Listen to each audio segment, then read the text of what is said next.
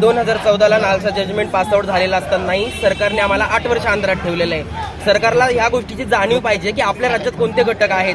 मग तृतीयपंथी घटक तुम्हाला फक्त लोकशाहीमध्ये मतदान करताना दिसतो आणि सरकारी नोकऱ्याच्या वेळेस का दिसत नाही. जेव्हा मी पोलीस भरतीचा फॉर्म भरण्यासाठी गेले तेव्हा तिथे फक्त मेल आणि फिमेल कॉलम होता. मी त्याच वेळेस डीजी ऑफिसला कॉल करून विचारलं होतं, ज्याची रेकॉर्डिंग माझ्यापाशी अजून आहे. मी त्यांना विचारलं होतं की सर मी ट्रान्सजेंडर फिमेल आहे, तर मी फिमेलमध्ये फॉर्म भरू का. तर त्यांनी मला नकार दिला. त्यानंतर मी हायकोर्टाचं दार ठोठावलं. मानसिक, आर्थिक आणि शारीरिक त्रास घेऊन आम्ही ती केस लढली. भीक मागून मी तिथे अक्षरशः पैसा भरला. मी यात्रेमध्ये नाचून 2-2 रुपये जमा करून तिथे पैसा भरला. एवढं सगळं करून ट्रान्सजेंडर कॉलम आला. 3 महिन्याच्या कालावधीमध्ये फक्त कोणतेही आम्हाला आमचे पॅरामीटर्स माहिती नव्हते. 3 महिन्याच्या कालावधीत आम्ही प्रॅक्टिस केलेली आहे आणि 15 मार्चला GR आला आणि 16 मार्चला रँडमली आमचं ग्राउंडही घेण्यात आलं आणि लगेच 12 दिवसांनी आमची रिटर्न घेण्यात आली.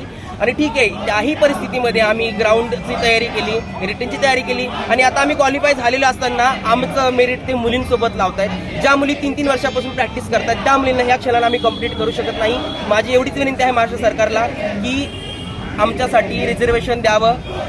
जर नसेल तुम्ही रिझर्वेशन आम्हाला देऊ शकत तर मला लायसन द्या. मी भीक मागते पण मी मंत्रालयातच मागणार, कारण की आता माझी कॅपॅसिटी संपलेली आहे. मी बाहेर भीकी मागू शकत नाही मी नाचू शकत. माझं वय आता 36 वर्ष आहे. नाचता मी भीक मागता मी 36 वर्षाचे झाले आणि नाही मी सेक्स वर्क करू शकत. तर तुम्हाला जर नोकरी देता येत नसेल तर मी भीक मागणार, पण मंत्रालयाच्या दारातच मागणार.